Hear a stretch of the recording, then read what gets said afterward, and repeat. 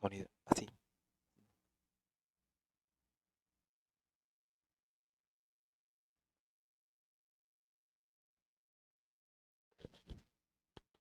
Hermano, buenas tardes. Bendiciones para todos. Vamos a iniciar en esta tarde esta primera temática referente al estudio del Día del Señor. E iniciamos con este primer tema, cambio de día.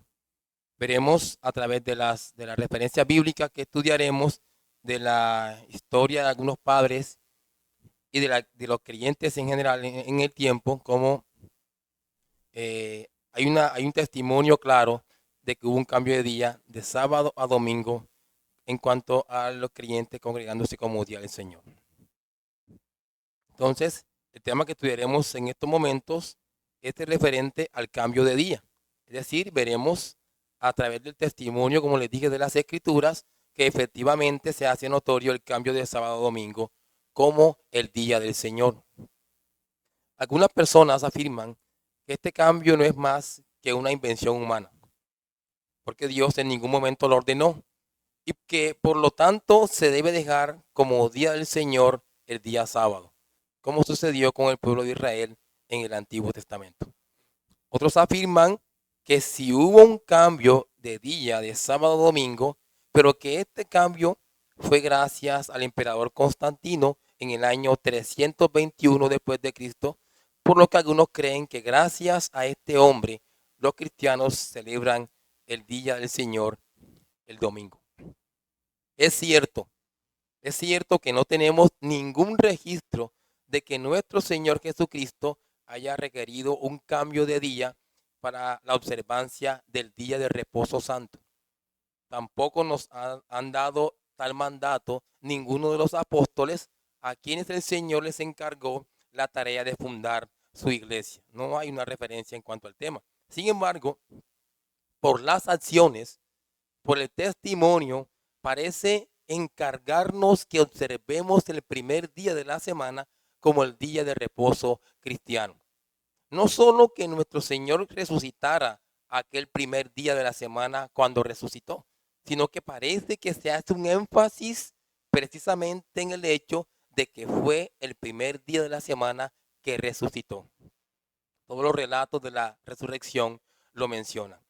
Hermanos, algo sí es claro aquí, y es que cuando el Señor resucitó de entre los muertos el primer día de la semana, las cosas cambiaron. Cristo, el segundo Adán, cumplió la obra que el primer Adán falló en hacer. Debido a ese evento crucial, la iglesia determinó que para los cristianos, bajo el nuevo pacto, el día de adoración y celebración de la gracia del Señor en Jesucristo sería el primer día de la semana, el domingo. En este día se nos recuerda y participamos en la gloriosa realidad de que ya hemos entrado en el reposo de Dios, como dice Mateo en el capítulo 11, versículo 28 y Hebreos en el capítulo 4, versículo 10. Y que esperamos la experiencia de la plenitud de este descanso en la eternidad, en los cielos nuevos y en la tierra nueva, como lo encontramos en Apocalipsis capítulo 21 y capítulo 22.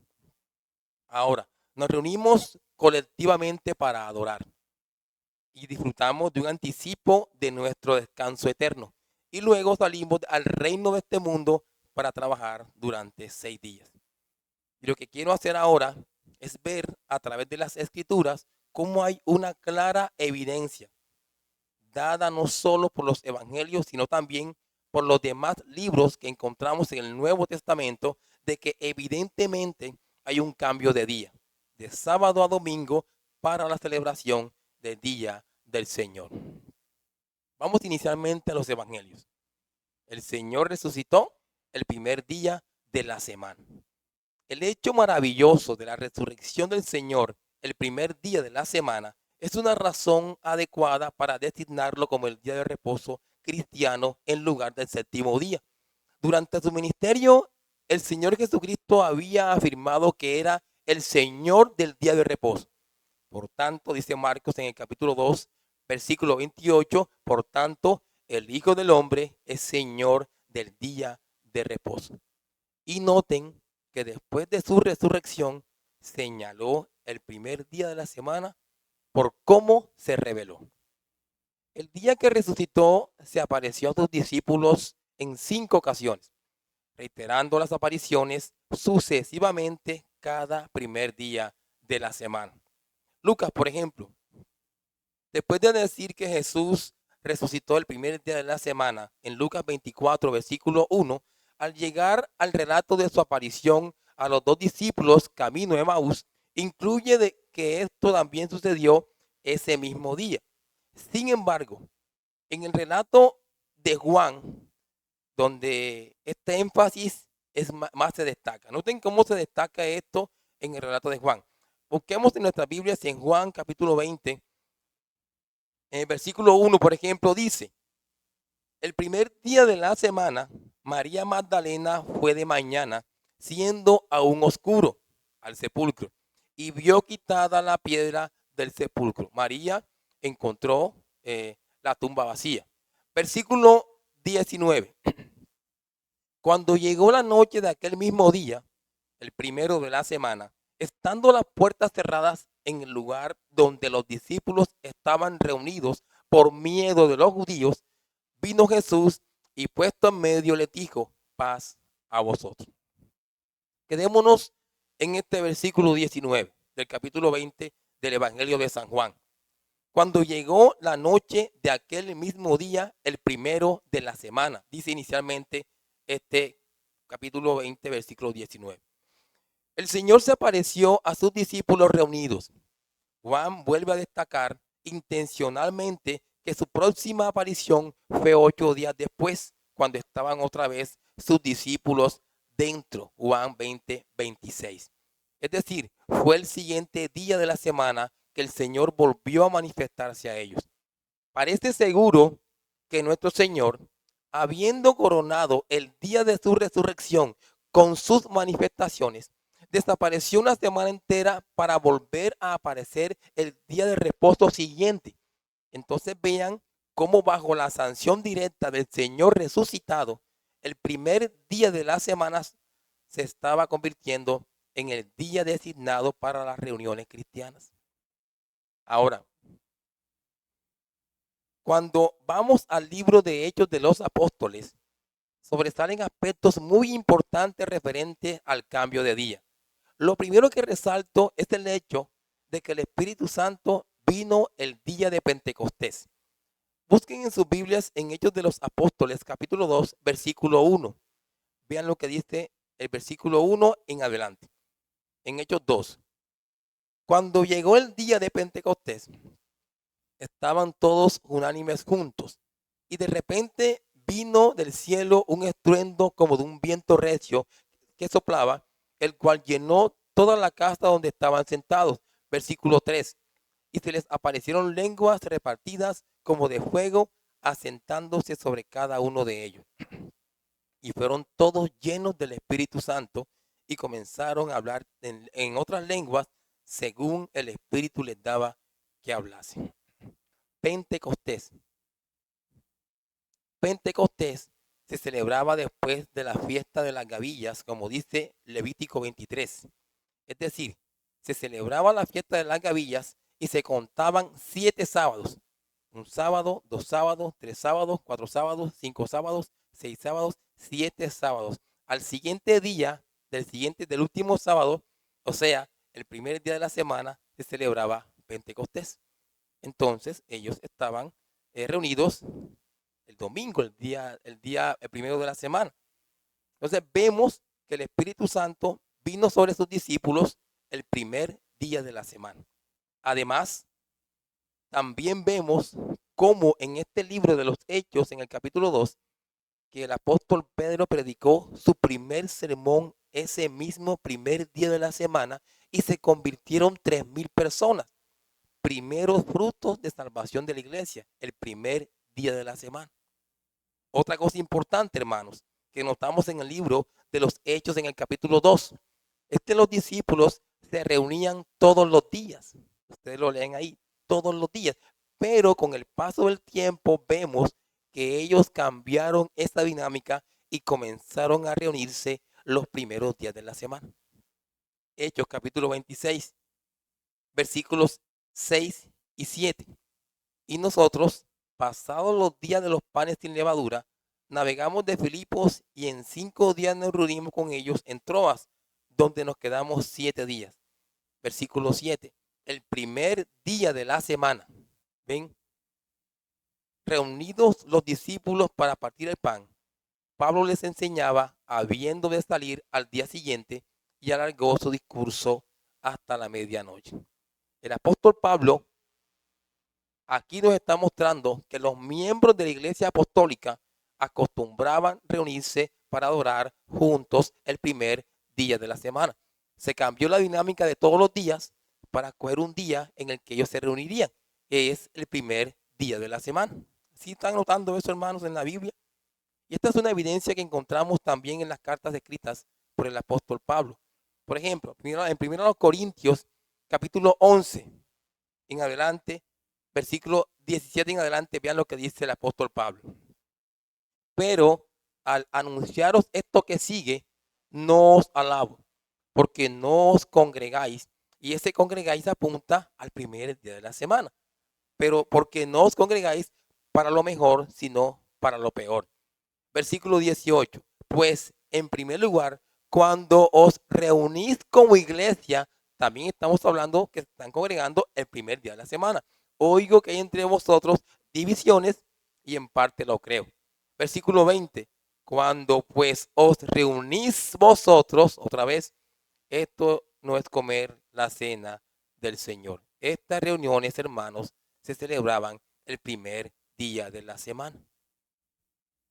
También vemos esta realidad en la iglesia reuniéndose el domingo, cuando el apóstol Pablo le daba órdenes a las iglesias de Corinto y de Galacia. En el capítulo 16, dice, de 1 Corintios dice, en cuanto a la ofrenda para los santos, haced vosotros también de la manera que ordené en las iglesias de Galacia.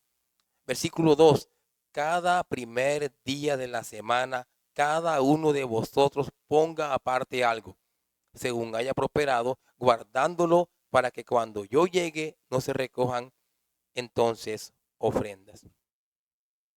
Y el autor de los Hebreos, en el capítulo 10, versículo 25, dice, no dejando de congregarnos como algunos tienen por costumbre, sino exhortándonos y tanto más cuando veis que aquel día se acerca.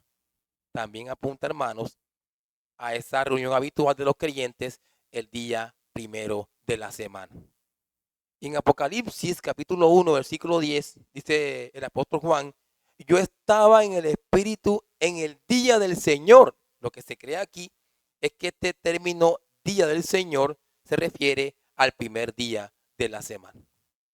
Es evidente que para este tiempo, en el contexto de los apóstoles, ya se había hecho el cambio de día, porque podemos rastrear de manera intacta y consistente el testimonio de este cambio desde los tiempos de ellos hasta nuestros días. Cambio de sábado a domingo como día del Señor. Ahora, hay un escrito antiguo llamado la Didache. Es un documento extrabíblico que se destacó por su importancia para la iglesia del primer siglo, porque muestra cómo debía ser el comportamiento de los cristianos a nivel individual y en comunidad.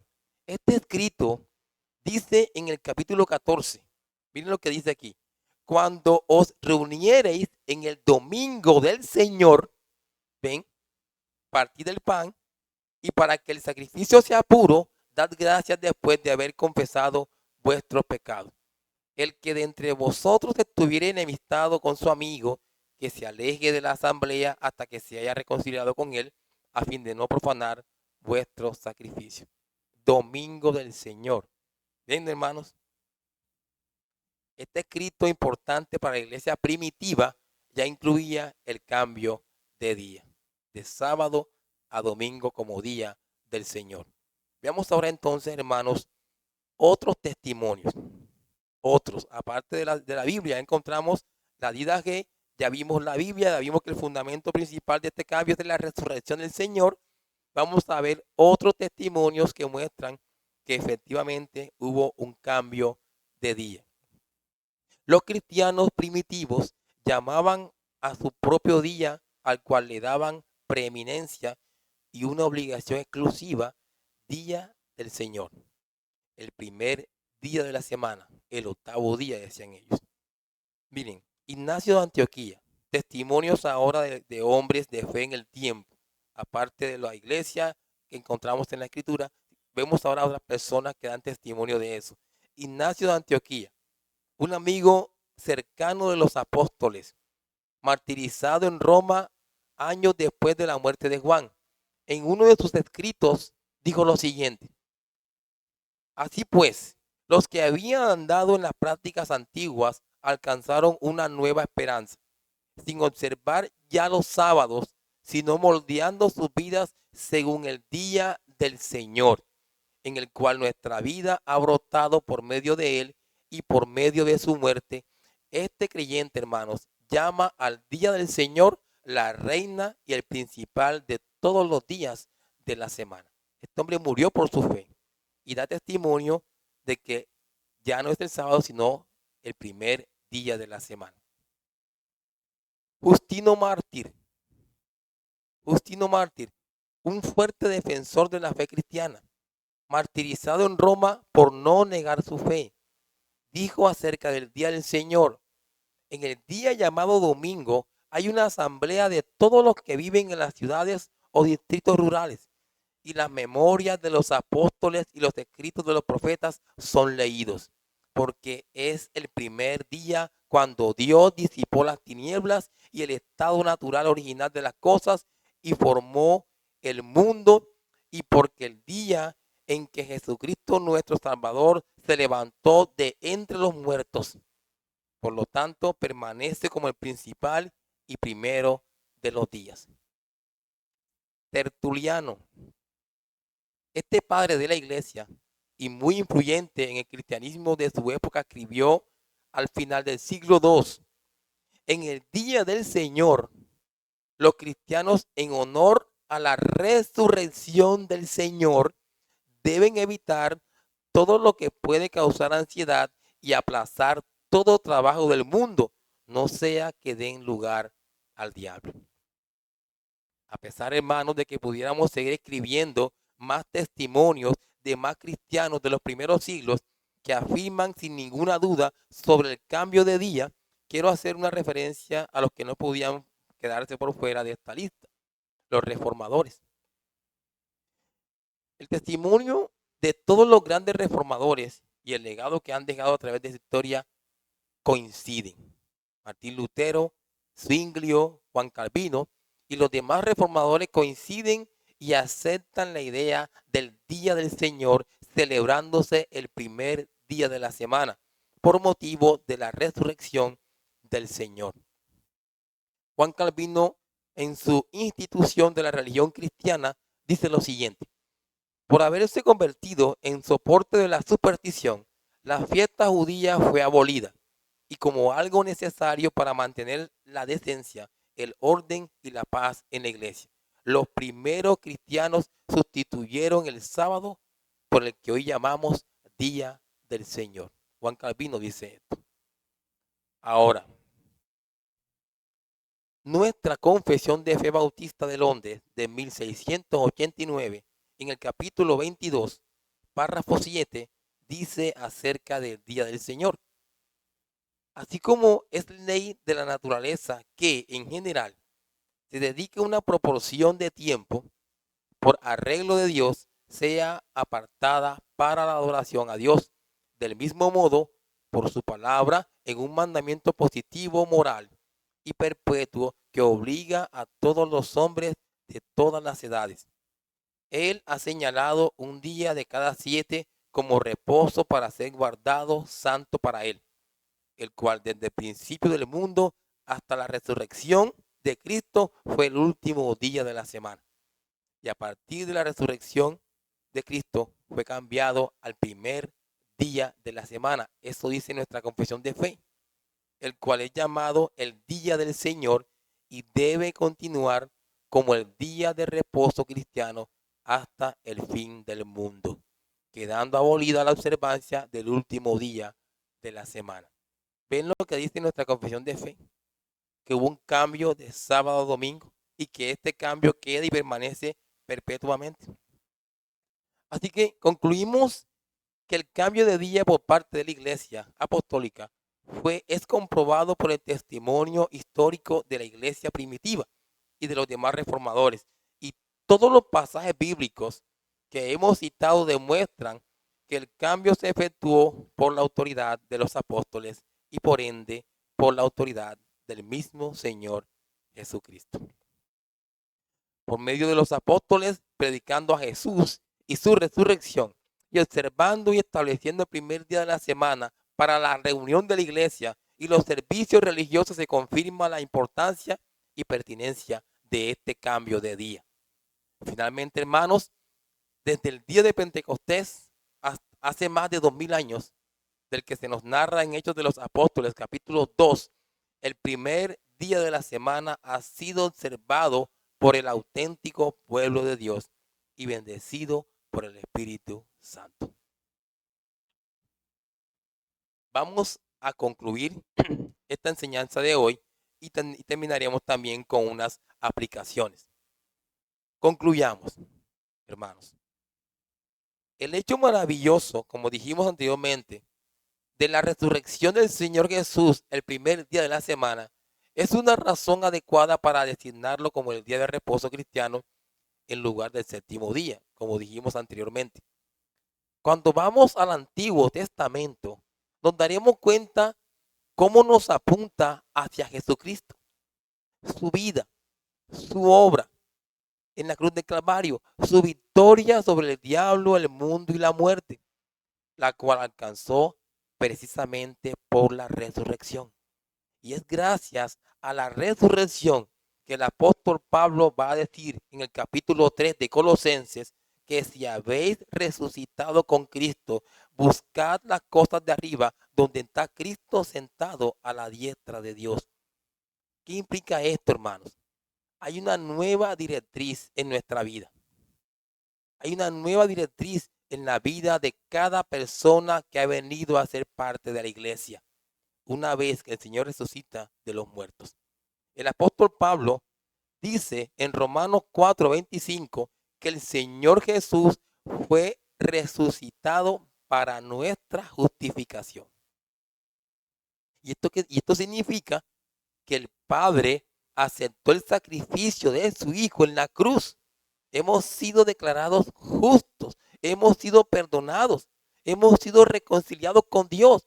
Es por eso que el primer día de la semana, el día del Señor, en el que como iglesia nos congregamos, no es un día de tristeza, no es un día de lamento, no es un día para llorar, es un día de fiesta, de gozo y de júbilo para el creyente. ¿Y cómo no va a hacerlo? ¿Cómo no va a hacerlo? Dice Primera de Pedro, capítulo 1, versículo 3, que los creyentes fueron renacidos para una esperanza viva por la resurrección de Jesucristo de los muertos. ¿Ve el significado y la importancia de la resurrección para nuestra vida? Y para resumir un pasaje como este, podemos decir que el creyente tiene vida eterna, la cual está asegurada gracias a la resurrección del Señor Jesucristo. Una evidencia de que somos salvos, siempre salvos, la resurrección del Señor Jesús. Hermanos, si Jesucristo no resucitó, nuestra fe es vana. Pero Cristo resucitó, como dice 1 Corintios, capítulo 15, versículo 20. Y gracias a Cristo estamos confiados y seguros que tenemos vida eterna.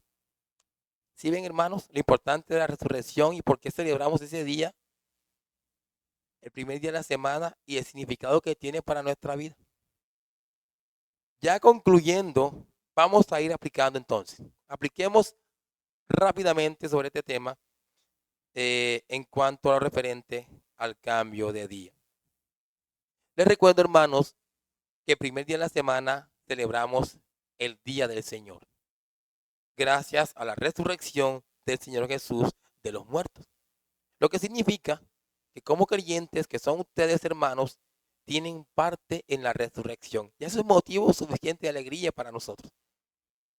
Tenemos parte en la resurrección. Y esto significa para nosotros o para ti creyente. Tu vida entonces debe ser una vida consagrada a Dios. Tu vida, y cojo cada palabra que estoy diciendo aquí, del capítulo 2 de Hechos, cuando comienza la iglesia. Una vida consagrada a Dios debe ser tu vida. Tu vida debe ser una vida de comunión con tus hermanos. Y lo más hermoso es que todos veremos si es así o no es así. ¿Tiene comunión con todos o no tiene comunión con todos? Tu vida es una vida de servicio. Miren Hechos 2, cuando la iglesia comienza, hay una vida consagrada a Dios, hay una vida de comunión con los hermanos, hay una vida de servicio, de humildad, hermanos. Todos saben que fueron rescatados por Dios de las tinieblas a la luz. Ninguno se jacta de nada. Todos confían en Dios y todos saben que por la obra de Cristo en sus vidas es que son lo que son. Por eso el creyente es humilde. De amor por los demás. Tú debes ser alguien que ama al otro. Y todo lo que digo se nota en tu vida, creyente. Todo tiene que notarse en su vida porque eso es lo que vemos como una evidencia de la presencia del Espíritu Santo inicialmente cuando llegó en Pentecostés y comenzó la iglesia. Personas que aman a los demás, particularmente a sus hermanos. Entendiendo que soy creyente, tú creyente debes ser consciente de que lo que tienes, esto uno quisiera que todos entendieran esto claramente, de que lo que tú tienes inicialmente no es tuyo, Dios te lo ha dado, es de Dios. Sea lo que sea que tú tengas, no es tuyo, es de Dios. Y si Dios determina quitártelo, te lo quitará. Pero si tú no tienes algo ahora en estos momentos, sea lo que sea que tengas de creyente, tienes que ponerlo al servicio de tus hermanos. Iglesia primitiva. Ponlo al servicio de tus hermanos. No de uno, no de dos, de todos tus hermanos. Sobre todo de aquellos que lo necesitan. Les digo a los hermanos que trabajan y digamos que tienen mayor facilidad que otros. Debes estar pendiente del que necesita para ayudarle. Debes estar pendiente, no de uno, no de dos, de todos tus hermanos. Para ayudarle. En estos días pasó algo curioso y es que una hermana le dije, mira hermana, el hermano fulano de tal te va a llevar. Y el hermano se le perdió un momentico a buscar su transporte y ella dice que, yo le dije, mire hermano, ¿cuál? Que no sé cómo se llama, no sé quién es. ¿Y cómo? Eso no debe pasar. ¿Cómo que no sé quién es mi hermano? ¿Cómo que no sé cómo se llama? ¿Cómo que no sé que no tiene necesidad? No conozco sus necesidades. Me llamó la atención que ya no conocía al hermano, no sabía su nombre y cuando se le perdió, olvidó su cara y no sabía quién era. El creyente eso no puede pasar. Tenemos que conocernos en nuestras necesidades, ayudarnos, saber quiénes somos. Somos una iglesia que debe amarse y debe cada día vivir en unidad. Aquí no debes pasar ese hecho de que no sé cómo se llama, no sé quién es, y que me vengo con mi necesidad y nadie me pregunta qué tengo. Eso no es el corazón de la iglesia. Por eso les digo, hermanos, lo que tengas, ten presente que no es tuyo, es de Dios. Y si Dios te lo ha dado, lo primero que te viene a la cabeza es que tienes que ponerlo al servicio de la iglesia, como la iglesia del primer siglo nos lo está enseñando. Una vez vino el Espíritu Santo, el día de Pentecostés, hubo ese cambio de día, pasa esto. Un testimonio claro de lo que significa ser iglesia como cuerpo.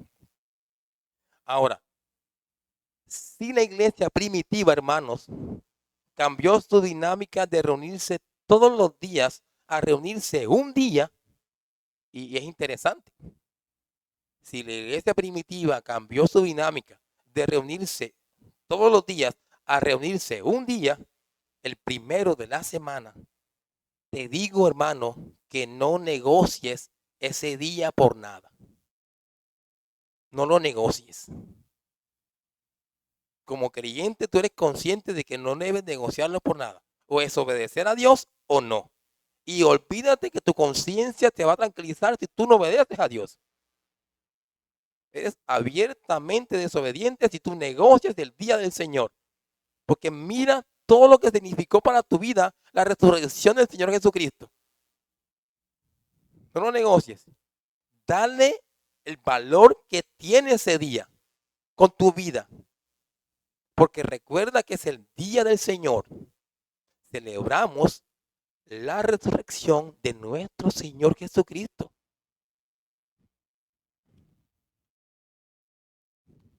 Este día, hermanos, marcó un evento muy importante en la historia. El comienzo de la iglesia. Increíble. Hermoso. Por eso les hablo en estos momentos. No les voy a hablar a uno por uno. En lo que voy a decir ahora, les voy a hablar como iglesia. Les voy a hablar de manera plural, al cuerpo. Aquellos que se consideran iglesia, esto es para ellos. Y que entienden cuál debe ser su conducta, seguir como creyentes a partir del momento que una vez alcanzamos la vida eterna al Cristo resucitar de los muertos. Les hablo como creyentes, hermanos. ¿Qué tanto andan juntos como creyentes? ¿Qué tanto andan juntos? Les pregunto. Estoy tomando de la iglesia primitiva y trayéndolo a nuestros días. ¿Qué tanto andan juntos como creyentes? ¿Qué tanto se buscan? No para perder el tiempo en cosas que no edifican, porque somos maestros en perder el tiempo en cosas que no edifican. Yo les pregunto que se busquen. Búsquense para ayudarse mutuamente, para consolarse, para animarse. Búsquense para esas cosas, para darse una mano, para demostrarse cuánto se aman. La iglesia del primer siglo era vista por los demás y causaba gracia ver ese trato y ese amor que tenía esta iglesia unos por otros. Nosotros tenemos que imitar una iglesia así. Por eso les digo, si se busquen, no se busquen para perder el tiempo. Estudien la Biblia, estudien buenos libros, edifíquense, hagan planes para cosas que le van a servir a su alma. Háganlos. Es que así imitaremos la conducta que Dios quiere que imitemos. Ahora, ¿qué tanto tienen en común todas las cosas? ¿Qué tanto tienen en común todas las cosas? Hasta el punto de que todo lo que tienen está puesto a servicio de tus hermanos. Tú no puedes pensar, como dice aquella canción pagana que dice, lo mío es mío y nadie me lo quita. No, ese pensamiento no es cristiano, es mundano. Tus cosas las debes poner al servicio de tus hermanos. Iglesia debe ser así. Y repito, no uno, no dos, de mis hermanos. Este es el espíritu que tenemos que imitar nosotros y que no nos debemos cansar. Yo como pastor no me cansaré nunca de decir lo mismo. ¿Qué tanto conocen la necesidad del otro? Pero yo conozco dos, tres hermanos con los que hablo bien chévere. No, del cuerpo, no de dos, del cuerpo. ¿Qué tanto la conocen? Esto deben hacerlo ustedes. En una dinámica que hicimos hace muchos años atrás, una de las tareas de la dinámica era preguntarle al hermano, hacer un ejercicio, hacíamos un movimiento todos aquí en el espacio y cuando daban una señal nos buscábamos por pareja, aquí en la iglesia, hace muchos años atrás. Y el ejercicio consistía en que debían preguntarse dónde viven, cómo se llaman, qué trabajo realizan. Y eso causó sorpresa para muchos. Alguien decía, pero yo tengo años de estar compartiendo con este hermano y hasta ahora sé que hace esto y que es así. No es a través de dinámicas que debemos conocer a los hermanos. Es a través del contacto como iglesia que debemos tener. Acérquense, hablen, conózcanse. Eso, hermanos, que tanto conocen la necesidad, Dios les está viendo y les va a pedir cuenta por esas cosas. Así que hay que cambiar la conducta nuestra. Si no estamos haciendo las cosas que como iglesia debemos hacer. ¿Qué tanto tienen la misma virtud todos de alabar a Dios? Porque mientras estoy en el canto, aquí está el otro distrayéndome, mirando el celular y ahí perdiendo el tiempo aún delante del mismo Dios. Y así pasa. Estás predicando aquí, estás viendo el celular a mucha gente. Por favor, anímense a alabar, por favor, guárdalo, apártalo. Yo quiero ayudarte a tu alma.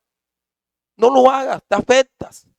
Por eso les digo, hermanos, que tanto todos tienen la misma virtud de alabar a Dios juntos en su corazón.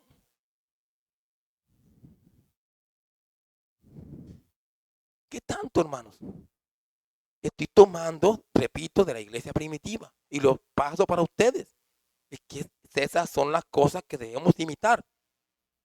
Basta de imitar siempre lo malo, la mentira, el engaño, la hipocresía. No, nosotros no debemos imitar las cosas malas que el mundo hace. Imitemos a aquellos que por la fe y la paciencia alcanzan las promesas. Por eso hago este ejercicio. Por eso lo estoy haciendo.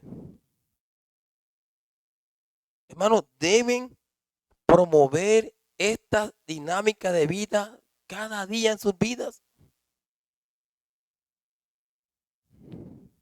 ¿Qué tanto como iglesia te preocupa el pobre? Trabaja para que ayudes al que tiene necesidad, lo dice Pablo en Efesios. ¿Qué tanto trabajan para ayudar al que tiene necesidad? Insisto, no, lo mío es mío y nadie me lo quita. No pienses así, creyente. Todos somos de Dios.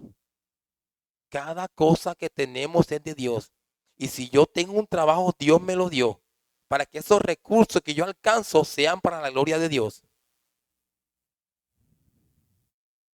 Entonces, hermanos, ¿qué tanto diciendo al pobre? ¿Qué tanto como iglesia se dicienden al pobre?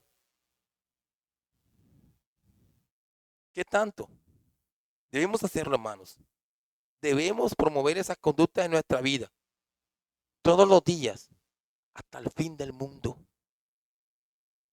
Por eso les decía el día jueves que debemos imitar a Cristo. Debe ser una tarea para ti. Aquel que resucitó y te dio una esperanza viva, que alcanzó la justificación para ti, a ese debes imitar con tu vida. Por eso es importante, creyente, que no perdamos el tiempo. Por eso es importante que hagamos discernimiento, creyente, de cuáles son los dones o virtudes que Dios me ha dado. Si Dios quiere que yo haga esto, empieza a hacerlo ya. No perdamos el tiempo, hermanos. No lo perdamos.